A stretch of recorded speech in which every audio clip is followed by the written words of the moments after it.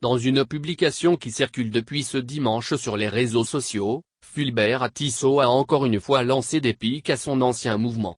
Pour l'ex-coordonnateur de la DMK, ce n'est pas les messages et les audios sur les réseaux sociaux qui donneront la victoire à la DMK, mais le travail sur le terrain.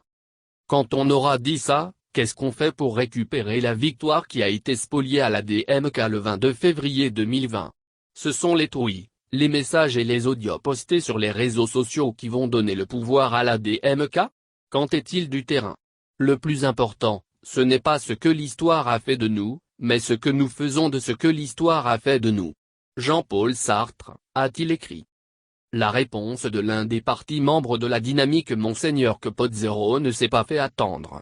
Le plus important c'est ce que chacun fait.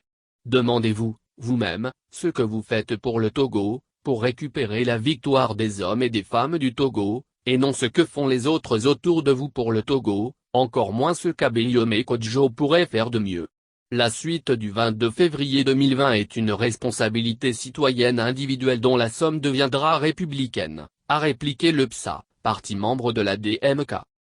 Suite à cette réplique du PSA, Fulbert Atisso, premier responsable du parti Le Togo Autrement a tenu à avancer certaines actions qu'il a entreprises étant encore membre de la DMK. Quand j'étais coordinateur, j'ai proposé qu'on fasse de la DMK une force politique majeure au Togo. J'ai compris que les gens ont voté pour notre candidat, surtout grâce à Monseigneur Capozzero, qui est apparu comme un mythe. La DMK en tant qu'organisation politique n'avait pas de base politique, du fait qu'elle n'est pas constituée de grandes formations politiques. Du coup l'appel à la mobilisation du 28 février 2020 n'a pas fonctionné. J'ai proposé que nous donnions une base politique à la DMK. Nous avons installé des représentations de la DMK dans 74 communes de l'intérieur du pays et dans les 13 de Lomé. Nous avons constitué une conférence des présidents avec au moins 2 réunions par semaine. Ce sont des actions que nous avons menées ensemble. Il faut poursuivre les actions dans ce sens.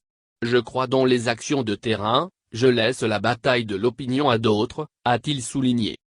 Ainsi va l'opposition togolaise. Chacun veut tirer le drap de son côté et à la fin, c'est le parti au pouvoir s'en sort victorieux de ces petites querelles entre l'opposition.